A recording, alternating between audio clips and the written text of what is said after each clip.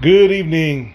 How y'all doing? This is Sergeant Prepper here, and this is me looking over my shoulder at the back 40.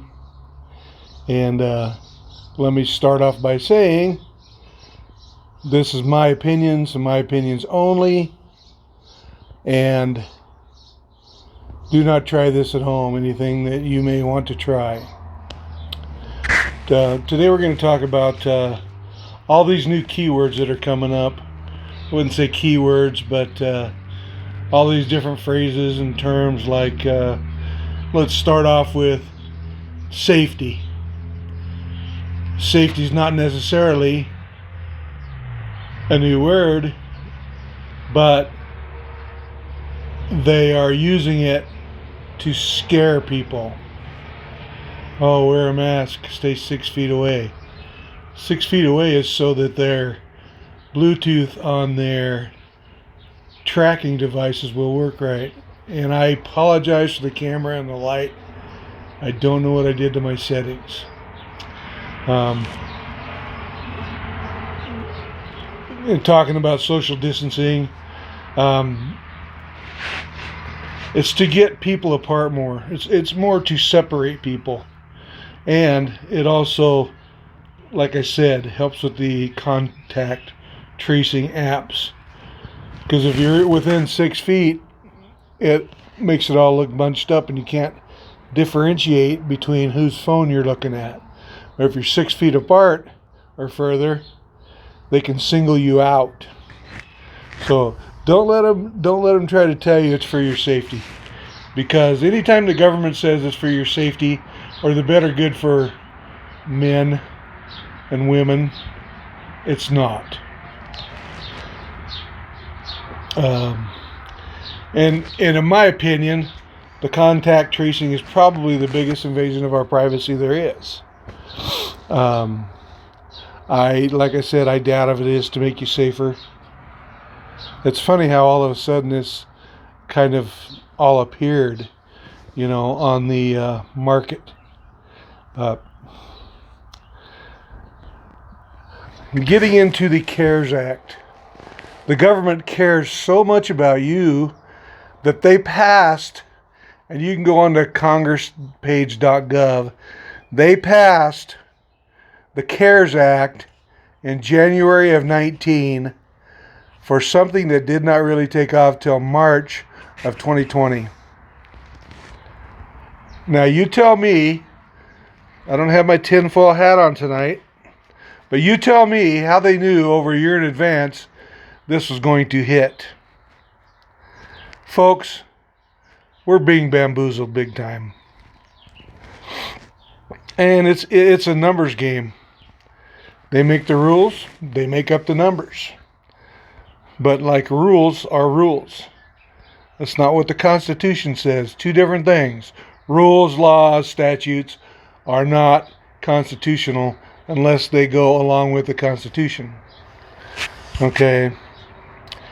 In my opinion, the numbers are grossly over exaggerated, and the CDC is finally coming out and saying that, well, yeah, we were wrong.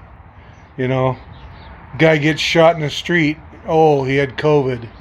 Guy has a heart attack. He had COVID. More likely, he probably would have had a heart attack anyway. And if you think about it, it's kind of like how HRC was supposed to beat the president in 2016 by well over 10%. We know what happened there. Are they using the same pollsters to come up with these numbers that they used in 2016? Well, if they did, they better get fired. Another one is we're in this together. I beg to differ. You're talking, there already is about a 50% split in party ideology before the pandemic. Now you add on to these masks and people cussing people out for wearing masks and people telling people that wear masks are wussies and and all this stuff, I think we're divided even further. We're not in this together. I don't know you if you live in New York City, and you don't know me being in Idaho. I could give a damn. I'm not in it with you. You know, I got my own problems here, and I'm taking care of my own governor, which you should do is to take care of your governor. Get him out of office. Because there's a lot of weird stuff going on, people. A lot of weird stuff.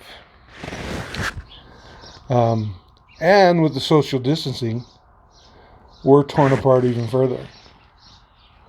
Think about it. Use your noggin. Another one is, it's came up before, but not as heavily as now. And they already sent the first payment of the universal basic income.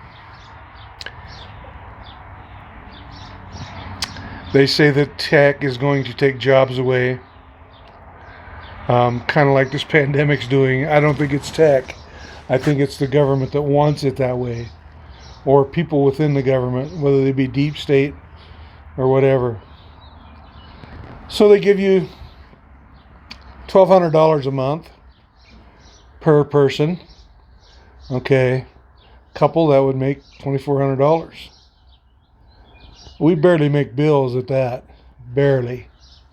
If that. You say, what about people make double that and they've got twice the house payment? I mean, we don't have a small house payment. We don't have a huge one, but, you know, we got electricity and we got gas. We have, you know, we run water in the summer. That runs more electricity out of these sprinkler lines. In the winter, we run heated buckets, you know, to keep them from freezing so the horses and the goats and them have stuff to drink. Okay, what about that stuff? And you notice they're so-called minus $37 a barrel for gasoline, how the price is supposed to just drop. It never dropped in Idaho. I don't think it got below $1.60 a gallon. It lasted a couple weeks, and now it's shooting back up. It's back up to $2.30 now. Yeah, right. So there's some weird stuff going on. And at this rate, you know, the way they're going with people not working, they're not only losing their businesses, but their employees are going to probably end up out on the street. I go down to town. I live a few miles out of town every couple days, and I run by the park, and there's this same van sitting there. This couple, and it's a small van. It's not a huge van. It's probably the shortest Chevy van they make in like the 80s. But there's two people living out there at the park. And as soon as the city figures that out, they'll run them out of there. You know. But let me ask you. All this money, this $1,200 a month or whatever the universal basic income is going to be, how are they going to pay for all of this? It's going to be on the back of the rest of the tax earners. You know what I'm saying? It's not going to come out of thin air. Well, they can print all the money they want. Doesn't mean they're worth a damn. Look at Venezuela. That's stuff they're using it to wipe their behinds with. You know? And then all of a sudden, bam, you're a ward of the state. You stand in line, you do what you're told. Because you already gave up your liberty for a little bit of safety. Just a little bit of safety. Because they said so. They said, give up your safety and we'll take care of you. Give up your liberty and we'll take care of you. It's not how it works, folks. We in the prepping community know that. That's why we prep. Because we know this could all be gone all at once. So you new preppers need to think about this stuff. People that may thinking about getting into prepping should take a look at this. But I see it as a media and moron driven stuff, and it's push us all into a hole. you know. And that's what they want. The powers that be, whoever they may be, want us in a hole and out. It's like Stalin grabbed a chicken, ripped all its feathers off, and then he got some bread and threw out pieces of bread, and the chicken would start eating the bread. What else is he going to do? He don't have anything else. He's basically taking the clothes off of his back just for a little bit of safety. So, and this word, and I would not buy into this, the new normal. This is nothing near normal. Not new, not old, not anything. You can go back with talking about your universal basic income and the government helping you out. You can go back to Egyptian times, Roman times, all sorts of, and it's in the history books, folks. Get out your history books and look that they gave up their liberty to be safe, and then in the end, that was the end of the empires. So anyway, I'm working on 12 minutes here, and excuse the focusing on this camera. I don't know what's going on with it, but until I talk to you next time, this is Sergeant Prepper out.